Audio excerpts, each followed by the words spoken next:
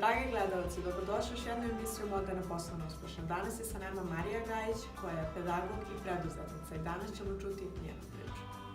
Zdravo Marija, drago mi da si danas ovde sa nama. Da li možda nam kažeš čime se ti to konkretno baviš? Poštovanje, hvala na pozivu. Pa to čime se ja konkretno bavim je uvek nekako malo kompleksno pitanje. Pre svega, po pozivu sam profesor engleskog jezika na Dečijem centru Instituta za strane jezike, ali pored toga sam i preduzetnica koja se bavi menadžmentom, projektima, marketingom, pisanjem, sadržajem i edukacijom. Pošto si nam svašta nešto navela, šta bi ti izdvojila kao nešto što najviše voliš i što ti predstavlja najveći izazov? Volim rad sa decom i to je razlog što se i dalje bavim pedagogijom, jer je to zaista poziv. Tu morate, ili to volite i u tome ste dobri, ili bolje ne ulaziti u učionicu koja vam oduzima ogromnu količinu energije, jer morate deci da date. Posebno na institutu gde je to privatna škola i gde ocene nisu merilo, već je uspeh merilo. Na neki način se taj koncept uspeha preslikava i u sve moje druge poslove, tako da kako bih sumirala, da kažem, kompletan taj proces, jeste upravo pomaganje klijentima da dođu do uspeha i korišćenje moje kreativnosti za neko opšte dobro i za druge, da kažem, tako najkraće moguće. I uživam u dramskim radionicama jer one takođe osnažuju ljude jako, posebno introvertnu decu i tako. Osjećaj da ste nekome pomogli i pritom sebe kreativno izrazili i svoje kapacitete maksimalno iskoristili, verovatno nema cenu. Pa to je baš lepo, a reci mi, koje su ti prepreke bile na tom putu i da li si ih uopšte imala? Naravno, prepreke uvek postoje, nekada su one u nama, nekada su oko nas. Najveće prepreke s kojima se susrećem kao samostalni preduzetnik svakako su to da zavisim dosta od sebe.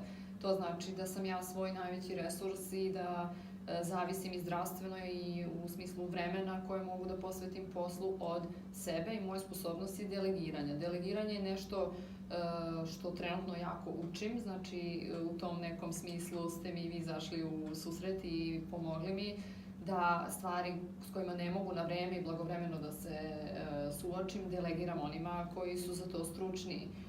Drugi neki izazov je čuvena prokrastinacija u smislu da je jako teško nekada naterati se da radite ako imate širok rok i tu moramo biti jako precizni u postavljanju dnevnih planova i zadataka i poštovati sopstvene rokove, znači nalaziti tu motivaciju iznova iznutra, a ne s polja. Šta je to što ne voliš u kući poslova i ako nešto voliš, šta je to što voliš?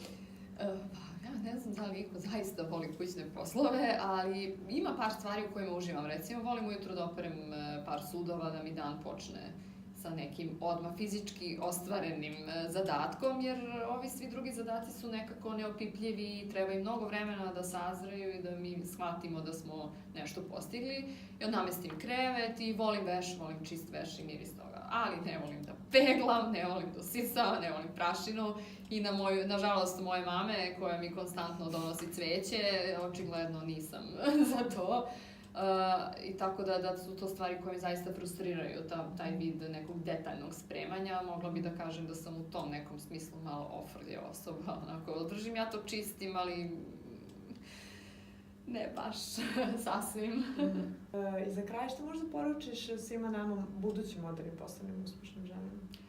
Pa pre svega, nije lako biti moderno uspešna žena u Srbiji ili bilo gde na svetu danas. Izazovi su sa svih strana, nesigurnosti, sumnje su u nama takođe, ali i od okoline koja će vam konstantno govoriti da nešto ne može, da je to ludost, meni su svi govorili da ne treba da se registrujem i tako dalje. Međutim, ja sam pre par godina završila jedan trening iz upravo osnaživanja žena preduzetnica, manifesting, to je kreiranje uspeha i tu sam naučila da samo treba krenuti i raditi ono u čemu ste najbolji, postajati u tome sve bolji, pričati drugima šta radite i na taj način vi se izlažete svetu i do vas dolazi upravo ono što zapravo želite.